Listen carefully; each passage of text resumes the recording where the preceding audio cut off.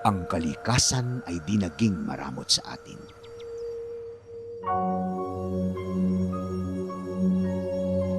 Hangin,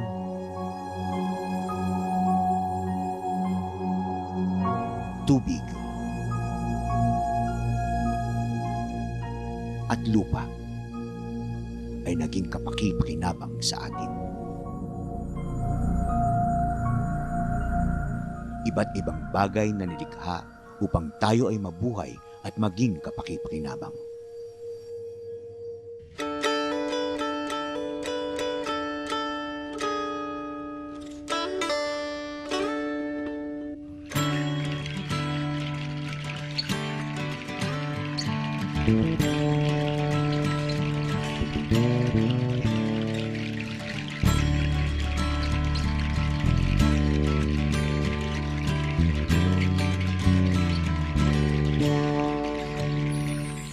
Bayan ng San Pablo ay masasabing isa sa mga pinagpala, di lamang sa kanyang gandang kalikasan, kundi maging sa kanyang kultura at pinagmulan.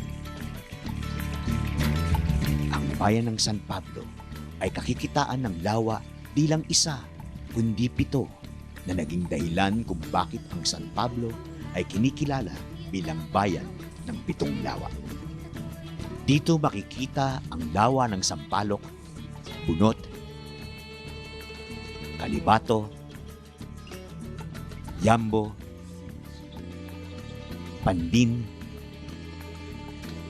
Palakpakin, at Mohikap.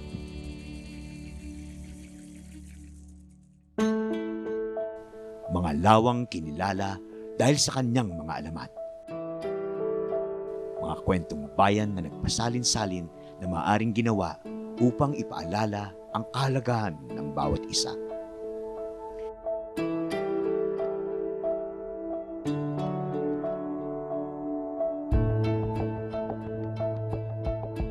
Hindi katakataka sapagkat ang San Pablo ay makikita sa pagitan ng 2 bundok, ang Makiling at Banahaw, na kilala sa pagiging mahiwaga.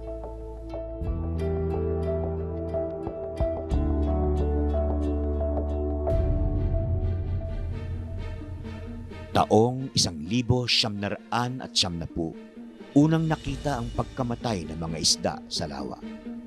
Taong 2004, mas maraming lawa ang naapektuhan, di lang isa, kundi 6 sa 7 lawa ang naapektuhan ng pagkamatay ng mga isda.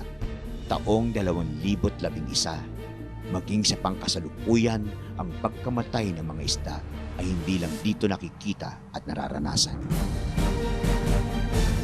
Maraming pagsusuri at pag-aaral ang ginawa sa nakakabahalang pangyayaring ito, na ang naging sagot ay dahil na rin sa ating kapabayaan at kawalang ingat. At kung di tayo kikilos ay magiging problema di lang ng isa, kundi ng pangkalahatan. Di pa huli ang lahat. May pagkakataon pa. Hindi bukas, kundi ngayon na.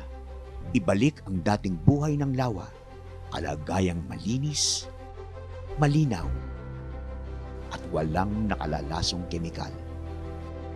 Sa pagkakaisa, mapipigilan natin ang lahat ng ito. Magtulong-tulong, makialam at ipaalam ang kahalagahan ng lawa sa ating sarili, kalusugan at komunidad. 7 lawa, 7 sining. Ang barangay ni Jose Association Incorporated o BIJAY ay nakikiisa sa mga adhikaying ito. Ang kilalanin, mahalin at ingatan ang 7 lawa ng San Pablo. Ang BIJAY ay handang makipagtulungan sa lokal na pamahalaan na patuloy na nagsisikap at nangangalaga sa ating 7 lawa. Ang BIJAY ay naghihikayat sa lahat na ang bawat isa ay may kakayahan upang maging bahagi ng pagpapanatili at pagpapahalaga sa ating 7 lawa.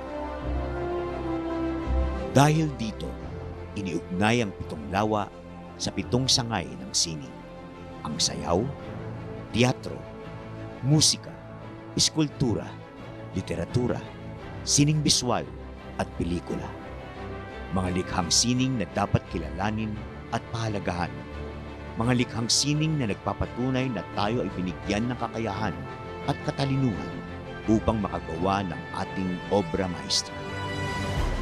Kalikasan at sining, isang pagsasama upang ipakita ang kahalagahan ng pag-iingat at paglilinang sa ating likas na yaman at kakayahan. Ipagdiwang at ipagbunyi ang sining at kalikasan. 7 lawa, 7 sining ang mag-uugnay sa atin.